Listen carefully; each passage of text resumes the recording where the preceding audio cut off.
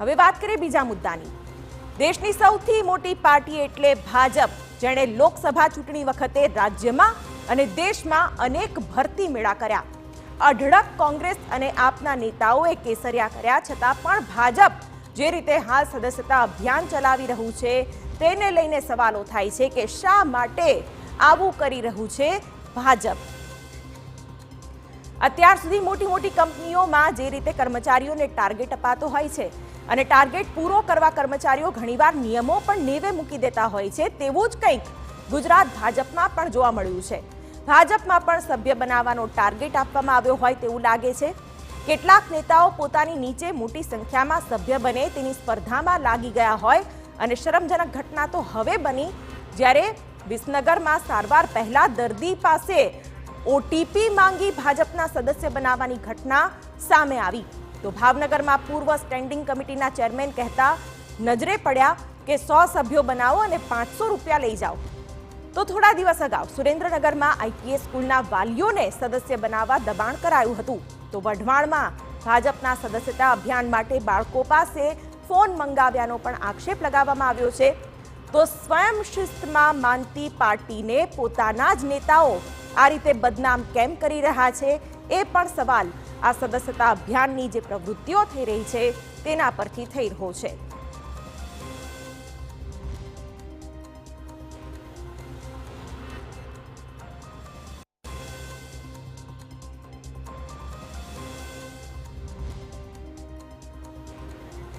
તો પહેલા ભાવનગર અને હવે વિસનગર, રાજ્યમાં જોરશોરથી ચાલી રહેલું ભાજપનું સદસ્યતા અભિયાન વિવાદનું કારણ બન્યું છે અને આપને તમામ વિગતો પણ જણાવી દઈએ। વિસનગરમાં ભાજપના સદસ્ય અભિયાનમાં સર્જાયા છે સવાલો અને આ સવાલો સર્જાયા પાછળનું કારણ છે વાયરલ થયેલો એક વિડીયો। જુઓ આ દ્રશ્યો જે મહેસાણાના વિસનગરની સરકારી હોસ્પિટલના છે, જ્યાં ઇન્જેક્શન લેવા ગયેલા દર્દી પાસે જબરદસ્તીથી સભ્ય બનવા માટે દબાણ કરાયાનો આક્ષેપ લાગ્યો છે। દર્દીના પતિનો આક્ષેપ છે કે ઇન્જેક્શન લેવા માટે હોસ્પિટલમાં ફોર્મ ભરાવવામાં આવ્યું અને ફરજિયાત ઓટીપી આપવા પણ દબાણ કરાયું હતું। લેવા એટલે તમે રાત તે જ કીધો ને એ આવું બોલવાનું નહીં। બીજું અરે કેમ ઓટીપી તમે ઇન્જેક્શન લેવા એટલે ઓટીપી માંગ્યો એવું જ કીધું કે તમે ઇન્જેક્શન લેવાનું છે તો ઇન્જેક્શન એટલે મેં કીધું હા તો ઓટીપી આપો। ઇન્જેક્શન હોય તો આ રૂમમાં હોય 4 નંબરમાં આ એ રૂમમાં જ હતો, તમે દરવાજામાં જ મળ્યા બરોબર નથી તમારે ઇન્જેક્શન લેવાનું। અરે પૂછ્યું એટલે કે ઇન્જેક્શન લેવા, મેં કીધું હા, એટલે તમે કીધું મને ઓટીપી આપો બરોબર। એટલે તમે ભારતીય જનતા પાર્ટીએ લખીને આપેલું છે બોર્ડ ઉપર અહીંયા કે દર્દી આવે એને ઓટીપી લઈ લેવાનો આવું કશું આપ્યું નહીં તો પછી ઓટીપી કેમ લીધો? તમારે કહેવું પણ હવે ઓટીપી હું આ બાબતનો લઉં, તમારે લઈ શકું છું? પણ અમને ખબર જ નથી। જો ખબર નથી તો કઈ રીતે લીધો ઓટીપી? ભૂલથી લેવાય। હા, કઈ રીતે ભૂલથી? પણ આના ચાર મેમ્બરશીપ તમે આ ધંધા ચાલ્યા છે, આ ગોળો ધંધાઓ ચાલ્યા છે આ સિવિલમાં દર્દીઓ સાથે બરોબર। દર્દીના પતિનો દાવો છે કે સિવિલમાં નવો નિયમ આવ્યો હોવાથી ઓટીપી બાદ જ ઇન્જેક્શન મળશે તેવું સ્ટાફ દ્વારા જણાવવામાં આવ્યું હતું। જ્યારે આ મુદ્દે દર્દીના પતિએ વિરોધ નોંધાવ્યો તો સ્ટાફે સારવાર કરવાનો ઇનકાર કર્યો હોવાની પણ ફરિયાદ ઉઠી રહી છે।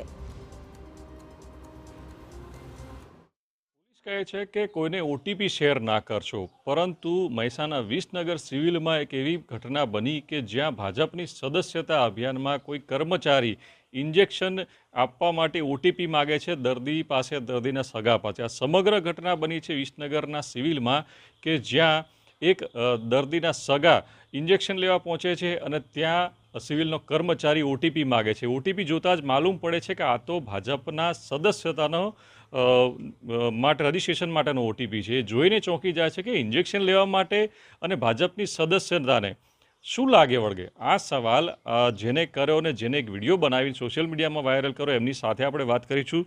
શું છે સમગ્ર મામલો, શું બન્યું આપની સાથે એ પહેલાં સ્પષ્ટ અને જણાવજો। પહેલાં તો હું મારી વાઈફ બંને જણા સિવિલ ગયા હતા, કૂતરું કર્યું હતું ત્યારે ઇન્જેક્શન લેવા ગયા, 2 વખત, ત્રીજી વખત ગયા। પણ આ જે ગયા જે સવારે એમાં એવી ઘટના બની કે અમે કેસ કઢાયેલો એના પર સિક્કો મારવાનો હોય છે, એ સિક્કો મરાવીને અમે પરત રૂમ નંબર 4માં જે ઇન્જેક્શન લેવાનો વિભાગ છે એમાં ગયા ત્યારે આગળ સ્ટાફ જોડે એક ભાઈ ઊભો હતો, સ્ટાફનો જ માણસ હતો અને સ્ટાફે સ્વીકાર્યું હતું કે સ્ટાફનું છે બરાબર, સ્ટાફ કરતા હતા। ત્યારે અમને એવું કીધું કે ભાઈ ઓટીપી આપવો પડશે. એટલે મેં એને એવું પ્રશ્ન કર્યો કે ઓટીપી શાના માટે? એટલે એને એવું કીધું કે ઇન્જેક્શન લેવું હોય તો ઓટીપી આપવો પડશે. એટલે મેં એવું કીધું કે ભાઈ જુદી લઈ ગયા તો ઓટીપી નથી આપ્યો ને હવે કેમ ઓટીપી? એટલે કે આ નવો રૂલ્સ છે સિવિલનો. એટલે મેં કીધું કંઈ વાંધો નહીં, ઓટીપી આપીએ, સિવિલનો નવો રૂલ્સ હોય તો આપવો જ પડે. એટલે મેં ઓટીપી આપ્યો. જ્યારે ઓટીપી આપ્યો ત્યારે ભારતીય જનતા પાર્ટી મેમ્બરશીપનો મારામાં ઓટીપી પડ્યો. એટલે મેં એને કીધું કાં તો ભારતીય જનતા પાર્ટીનો સિવિલનો ક્યાં ઓટીપી છે?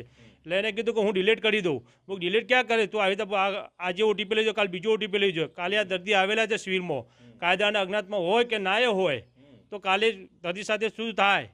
કાલે તમે ઓટીપી લઈને સ્ટડી કરો, તેનો જવાબદાર કોણ? એક તરફ પોલીસ કહેતી હોય છે કે કોઈને ઓટીપી શેર ના કરશો, અને બીજી તરફ આ તો કોઈ બેંક કે કોઈ ફ્રોડનો નથી, પરંતુ ભાજપના સદસ્યતાનો જ ઓટીપી છે, અને એ પણ કોઈ દર્દી પાસે માંગવો કેટલો યોગ્ય? યોગ્ય નથી જ. ખરેખર આ તો તાનાશાહી ચાલી રહી છે.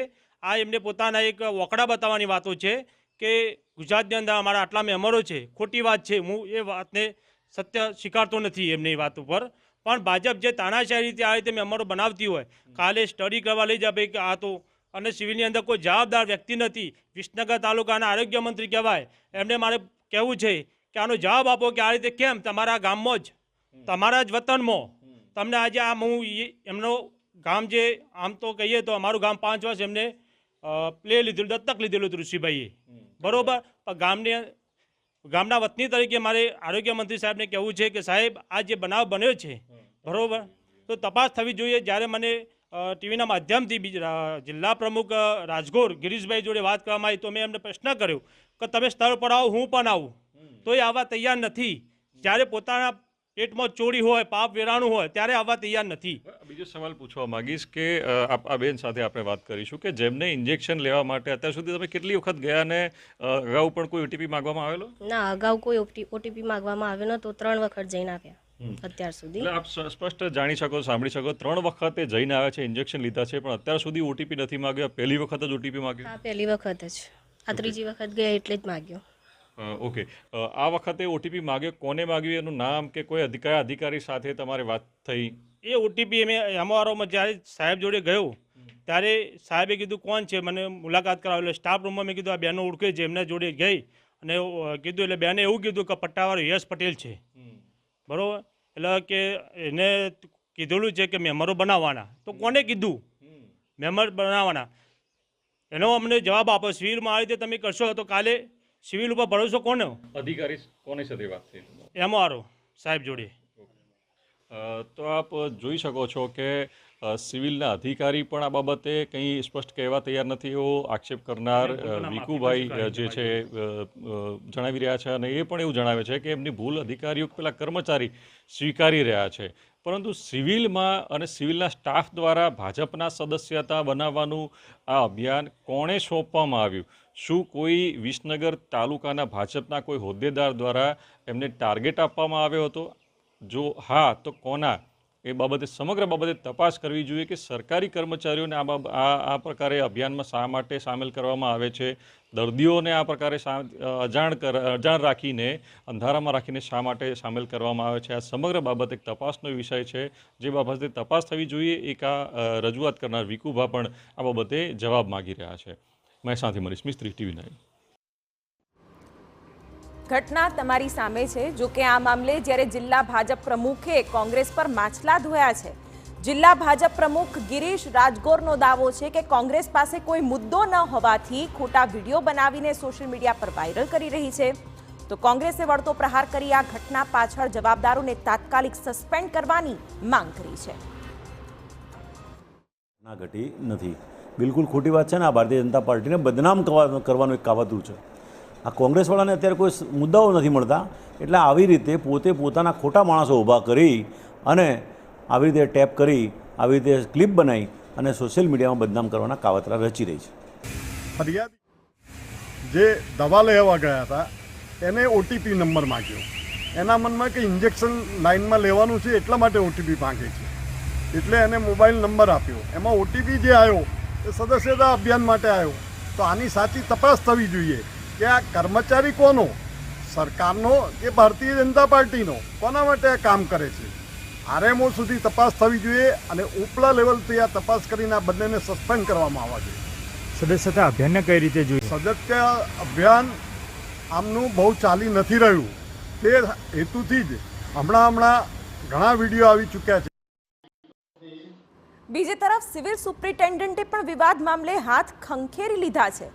સુપ્રિન્ટેન્ડન્ટ પારુલ પટેલે જણાવ્યું કે જે કર્મચારીએ ઓટીપી માંગ્યો હતો તેનું નામ યશ પટેલ છે અને તે નીરવ એન્ટરપ્રાઇઝ નામની એજન્સીએ મૂક્યો હતો. આ મામલે યોગ્ય તપાસ કરી કાર્યવાહી કરવામાં આવશે તેમ જણાવ્યું. આ જે કર્મચારી છે અમારો કોઈ કાયમી કંઈનો કર્મચારી છે નહીં. અહીંયા આવી કોઈ ભાજપ સદસ્યતા કે આવી કોઈ પણ હોસ્પિટલમાં દર્દી સિવાયની કોઈ પ્રવૃત્તિઓ કે કામગીરી ક્યારે પણ થતી નથી કે અહીંયાથી કોઈ એવી સૂચના કોઈએ પણ આપી હોય એવું કંઈ છે નહીં. વિડીયો જોયા પછી જે તપાસ મેં કરી પણ જે વ્યક્તિ છે એ અમારો કાયમી કર્મચારી નથી, એ એજન્સી દ્વારા લેવામાં આવ્યો છે.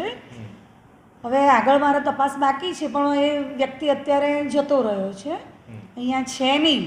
પણ એ તાજેતરમાં જ એ વ્યક્તિને અહીંયા સિવિલ હોસ્પિટલમાં એજન્સી દ્વારા મૂકવામાં આવે.